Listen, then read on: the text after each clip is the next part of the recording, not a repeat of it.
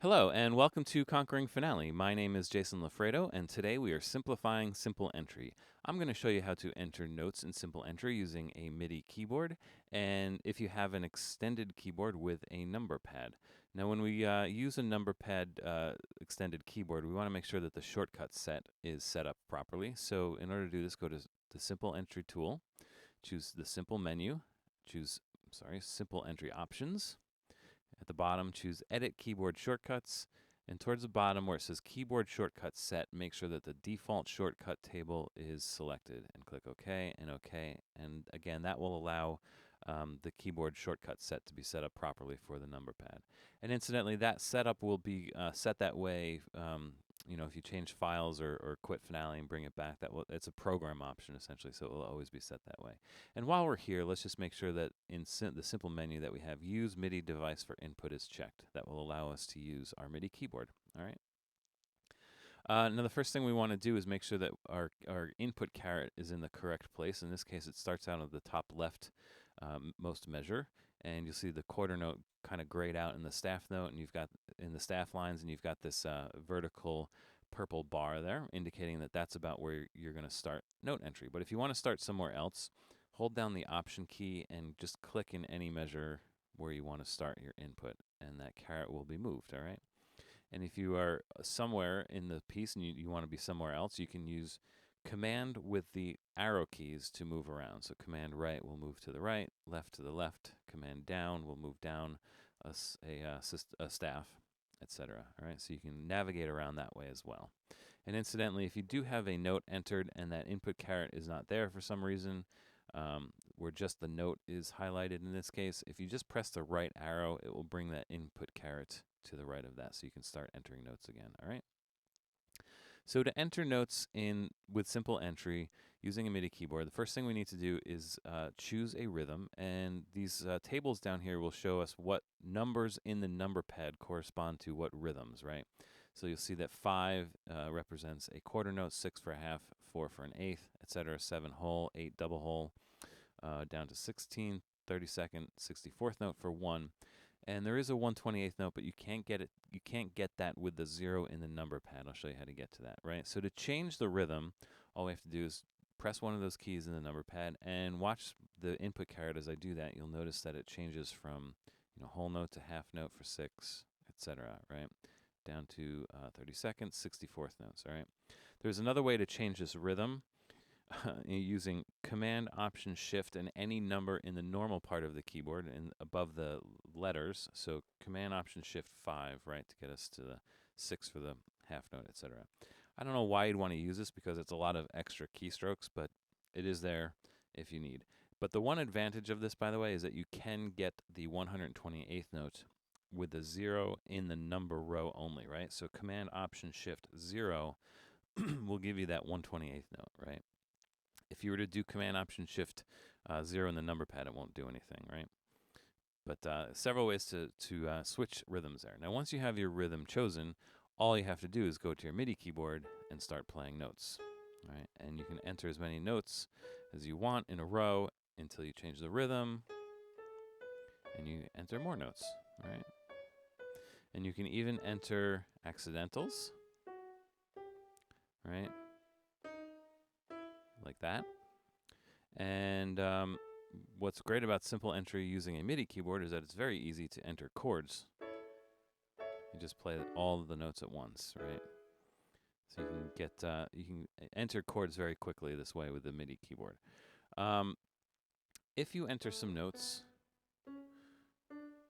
some chromatic notes, and for example, you don't want the D sharp there, if you wanted an E flat, if you use the backwards slash key, that will allow the D sharp to turn into an E flat. So you're changing the enharmonic, and you can go back and forth as much as you want there, all right? So that is entering notes. What about rests? If you want to enter some rests, it's fairly easy. Just choose the rhythm of the rest that you want. Let's say I'm going to enter a 8th rest.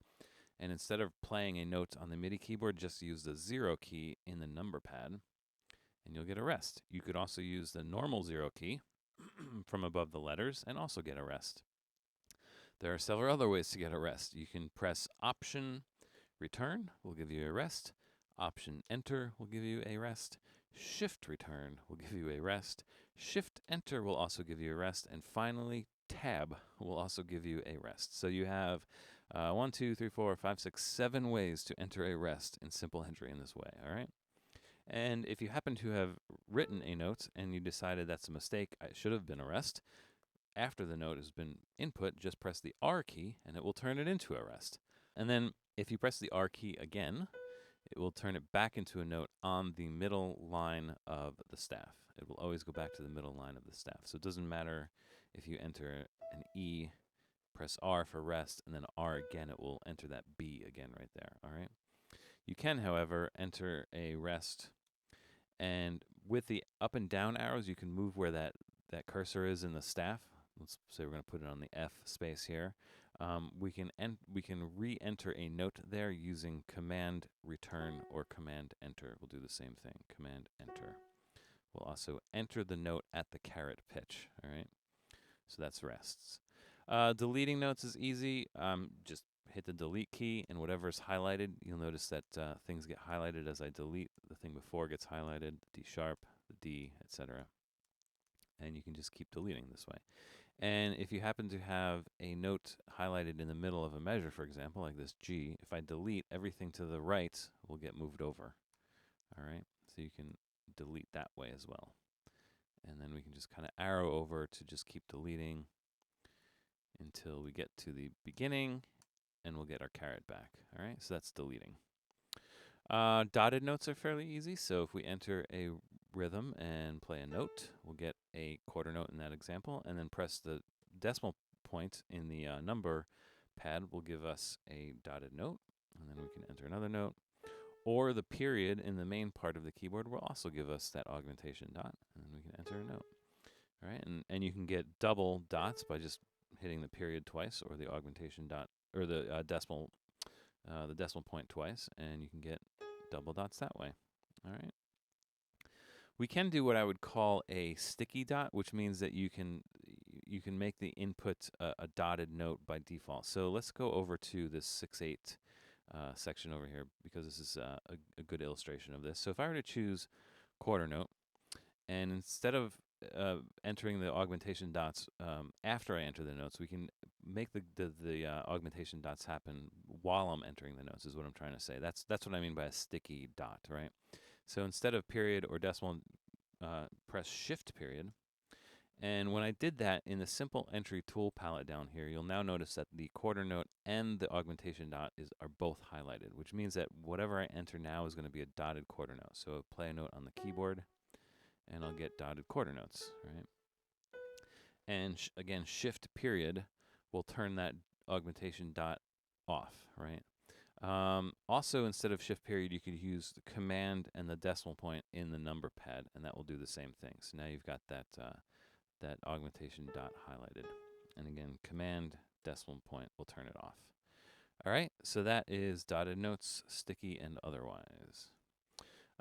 Grace notes are fairly easy. Just enter a note, say an eighth note here, and in order to turn that into a grace note, just choose Option G, and that will turn that into a grace note, and you're good to go, right? So enter another note, Option G turns it into a grace note, and enter another note.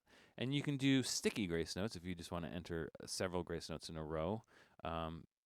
Choose your rhythm, press Command G instead of Option G, Command G.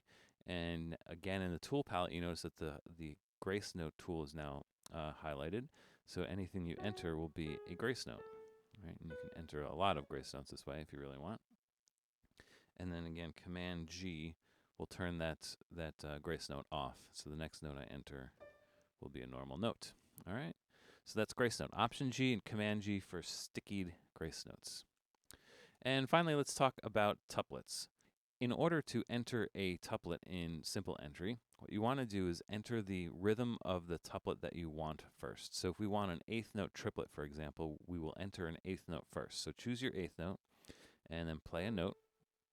And then from here, if you press 9, and this could be either 9 in the number pad or in the number row, doesn't matter, press 9, and Finale will create that eighth note triplet for you, right? And from here, we can just play a couple more notes, and that'll fill out the triplet.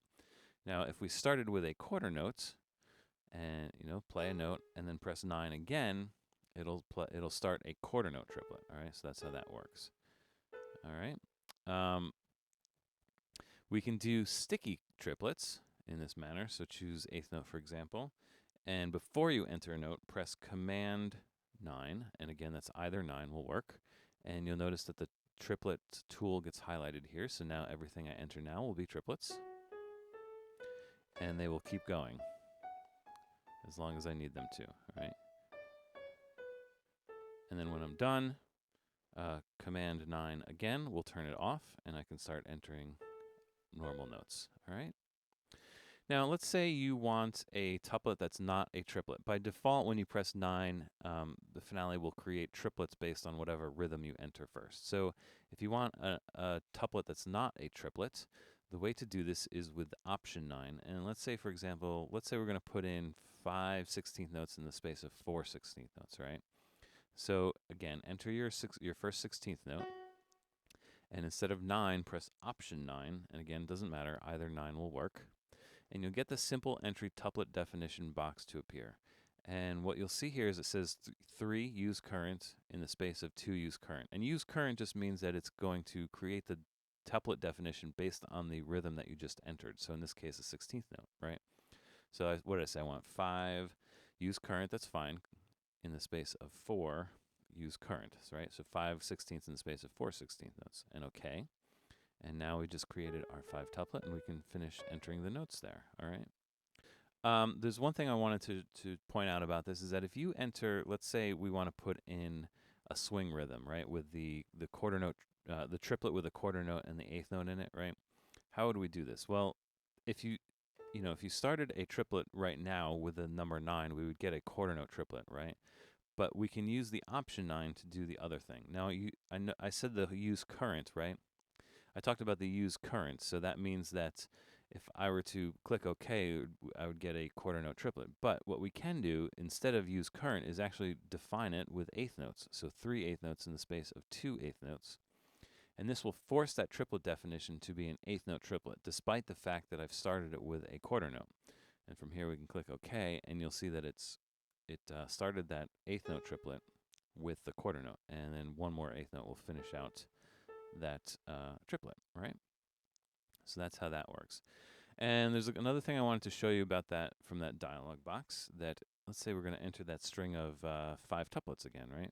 So let's choose our 16th, play our first 16th, Option 9. All right, so let's set this up. So 5 use current in the space of 4, right? This option here, save as default simple entry tuplet definition. If we check that, right, and click OK, first of all, it's going to create our 5 tuplet like we want, right? But now, if I enter another 16th note and just press 9 without going through that whole rigmarole of the Option 9 and redefining it, press 9, now it's going to set that 5 tuplet because I've told Finale that this is the new default that I want, right? And from here, we can just keep entering notes, pressing 9, and going about our business if we had a bunch of 5 tuplets. And we can even combine this with the sticky tuplet. So if I were to press Command 9, right, to get that sticky tuplet tool, right, so now everything I enter will be 5 tuplets because that 5 tuplet is the default, and I've got Finale sticking those tuplets, right, until I press Command 9 and undo it, right? One thing I wanted to show you about this that can be handy, and this is sort of combining a lot of everything that I just showed you, right? So let's say we want to enter that a lot of the swing rhythms, right? So again, let's enter our quarter note first, Option 9 to define that tuplet, and in this case we're going to say, again, 3 eighths in the space of 2 eighths, right? We want eighths, not use current, right? And then save this as default simple entry tuplet definition. Perfect. Okay, it's going to create that tuplet, and then we can go from here, right? So now, again, we can do this, 9, 4, oops, that should be 4, right? But we can also stickify this again, I like that word stickify, with Command 9, right? So now that the tuplet tool is engaged, so all we have to do now is 5, note, 4, note, 5, note, 4 note, right? And we can get a string of